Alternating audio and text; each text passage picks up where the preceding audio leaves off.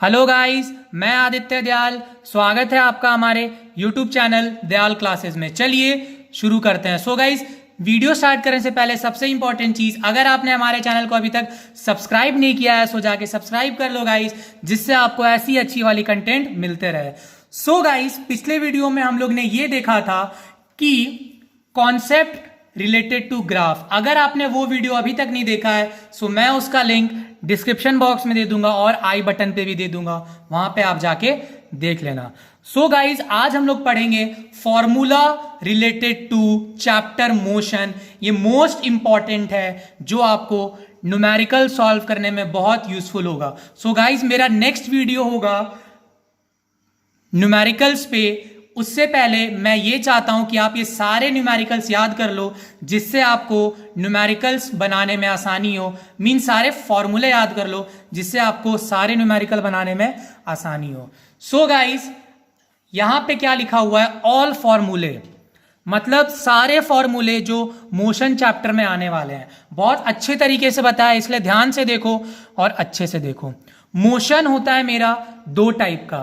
पहला आता है यूनिफॉर्म मोशन, दूसरा आता है गाइस मेरा नॉन यूनिफॉर्म मोशन। ठीक है गाइस, यूनिफॉर्म मोशन का मतलब क्या हुआ? जहां पे मेरा स्पीड कांस्टेंट होता है। स्पीड कांस्टेंट मतलब मान लो कि एक खाली रास्ता है, वहां पे अगर मान लो बाइक चला रहा है कोई तो मान लो बहुत तेज बनता है तो बहुत तेजी से बाइक चलाता है, तो उसकी बात छोड़ दो। मान लो बहुत सारे इंसान क्या होते हैं, एकदम नॉर्मल स्पीड पे चलाते हैं, एक ही स्पीड पे। अगर वो 15 किलोमीटर पर सेकेंड से चला रहे हैं तो समझ जाओ पूरे रास्ते उसी स्पीड से चलाएंगे।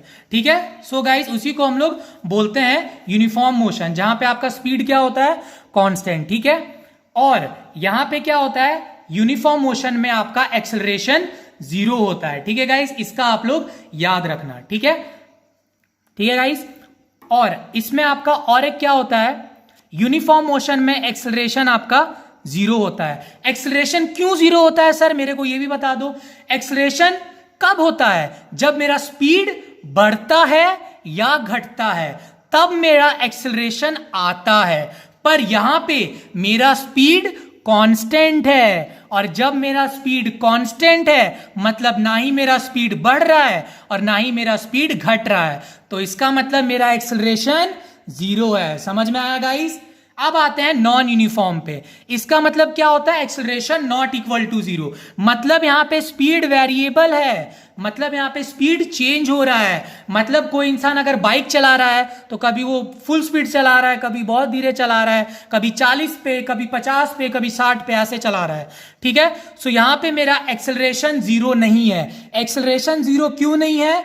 क्योंकि यहां पे देखो स्पीड बढ़ रहा है और घट रहा है। जहां पे मेरा स्पीड बढ़ता है और घटता है वहां पे मेरा एक्सेलरेशन 0 नहीं होता है। ठीक है गाइस, आपको समझ में आया? और एक बात, स्पीड का और एक फॉर्मूला होता है, वो क्या होता है? Distance upon time. ये याद कर लेना, क्या होता है? Distance upon time. और एक क्या होता है? वेलोसिटी का फॉर्मूला। क्या होता है वो? Displacement upon time. क्या होता है गाइस? Displacement upon time. और उसके बाद काइनेमैटिकल इक्वेशन, के ई मतलब काइनेमैटिकल इक्वेशन, ये हम लोग वहां पे यूज करेंगे जहां पे मेरा नॉन यूनिफॉर्म मोशन होगा, जहां पे मेरा एक्सेलरेशन नॉट इक्वल टू 0 होगा, वहां पे हम लोग ये फॉर्मूला यूज करेंगे, काइनेमैटिकल इक्वेशन। क्या है वो मेरा गाइस?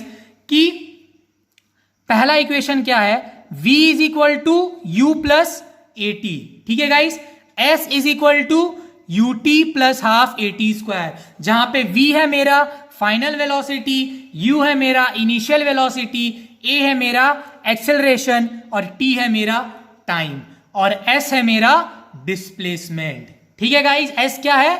डिस्प्लेसमेंट। ठीक है, मान लो कोई एक बॉडी है, कोई एक बॉडी है, एक ही बॉडी, पहले इनिशियल वेलोसिटी u था, बाद में उसको धक्का मारे, कोई उसको लात मारा जोर से, तो उसका स्पीड हो गया v। लात मारे, स्पीड चेंज हुआ, मतलब एक्सेलरेशन आया होगा। इस बीच में वो कुछ डिस्टेंस कवर किया होगा और डिस्टेंस कवर होने में कुछ टाइम लगा होगा। सो वहां पे हम लोग ये सब फॉर्मूला लगाते हैं, kinematical equation. v is equal to you plus A T, S is equal to U T plus half A T square, और v square minus U square is equal to 2a S. ठीक है, अब आते हैं guys next पे। ये है मेरा एक एक्सेलरेशन का formula. A stands for acceleration, a stands for acceleration. क्या फॉर्मूला होता है उसका? v minus u by t, मतलब change in velocity by time taken. क्या होता है? Acceleration is equal to change in velocity by time taken. ये क्या लिखा हुआ है? Change in velocity. क्या है? Change in velocity. ठीक है, change in velocity by time taken. ठीक है गाइस, सो ये होता है v माइनस यू, मतलब final velocity minus initial velocity. ठीक है गाइस, कोई भी दिक्कत, ये फॉर्मूला याद कर लेना। ठीक है, अब एक चीज हमेशा याद रखना, डिस्टेंस डिस्प्लेसमेंट का यूनिट हम लोग मीटर लेके चलते हैं, ज्यादातर इसी यूनिट में कन्वर्ट करने का सोचना। स्पीड और वेलोसिटी अगर किलोमीटर पर आवर में है तो उसको मीटर पर सेकेंड में सॉल्व करने का कोशिश करना। एक्सेलरेशन का क्या होता है यूनिट? मीटर पर सेकेंड स्क्वायर। अब आते हैं एवरेज वाले कॉन्सेप्ट पे। आखिरकार ये एवरेज वाला कॉन्सेप्ट क्यों आया? जब भी कोई काम तोड़ तोड़ के होता है वहां पे एवरेज का कॉन्सेप्ट आता है। मान लो कोई एक इंसान चला रहा है गाड़ी, ए पॉइंट से बी पॉइंट पे गया तो उस समय उसका स्पीड कुछ और था।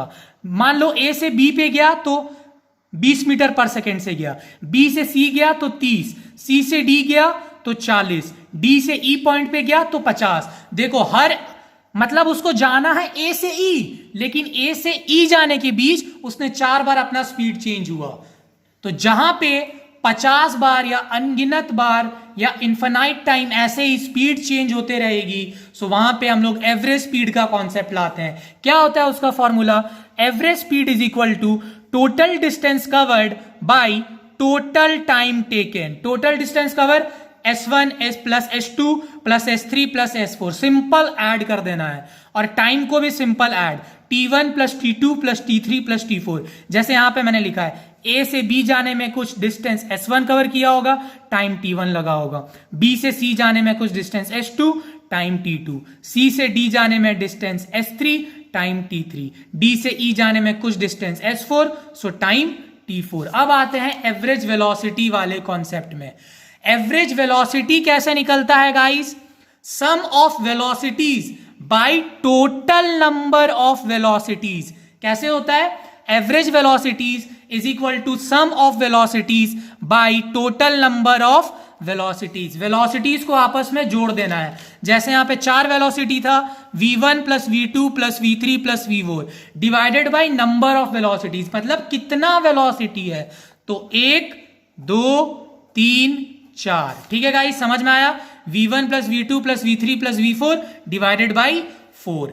अब यहां पे एक छोटू सा कॉन्सेप्ट है यूसीएम का, मतलब यूनिफॉर्म सर्कुलर मोशन का। ठीक है, सर्कुलर मोशन का। ठीक है, सर्कुलर, मान लो कोई भी एक बाइक ऐसे करके गोल गोल घूम रहा है, सर्कुलर मोशन में घूम रहा है।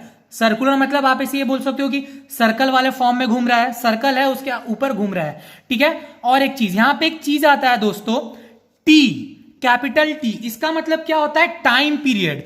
इसको क्या बोलते हैं हम लोग? Time period. क्या बोलते हैं इसको? Time period.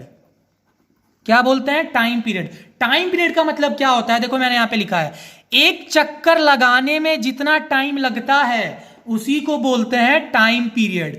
टाइम पीरियड किसको बोलते हैं? एक चक्कर लगाने में जितना टाइम लगता है उसी को टाइम पीरियड बोलते हैं। आपसे पूछ देगा कि कोई भी एक कार सर्कुलर मोशन में घूम रहा है, आप मेरे को स्पीड बताइए उसका। सो सिंपल फॉर्मूला है, मान लो कि कोई यहां से स्टार्ट किया, गोल ऐसे करके घूमा, सो वो गोल घूमा तो वो कितना डिस्टेंस कवर किया? हम लोग जानते हैं स्पीड का फॉर्मूला क्या होता है? Distance by time taken. और यहां पे टाइम टेकन टाइम पीरियड है, मतलब एक चक्कर लगाने में कितना टाइम लग रहा है। सो डिस्टेंस मतलब एक चक्कर ये पूरा लगाया, तो एक चक्कर कितना होता है? सर्कुलर मोशन का सर्कल का सरकमफ्रेंस के बराबर, और सरकमफ्रेंस क्या होता है guys? 2 into pi into r. So speed क्या होगा? 2 pi r by t. So guys, इसी के साथ हमारा मोशन चैप्टर का सारा फॉर्मूला हुआ खत्म। अगर आपको किसी भी फॉर्मूले में कोई भी दिक्कत हो सो कमेंट सेक्शन में कमेंट करना ना भूलना। Thank you for watching my video guys. और हाँ, अगर वीडियो अच्छा लगा तो एक लाइक जरूर कर देना और चैनल को सब्सक्राइब कर लेना और अपने दोस्तों के साथ ज्यादा से ज्यादा शेयर करना। Thank you for watching my video guys. Bye bye, see you all and take care.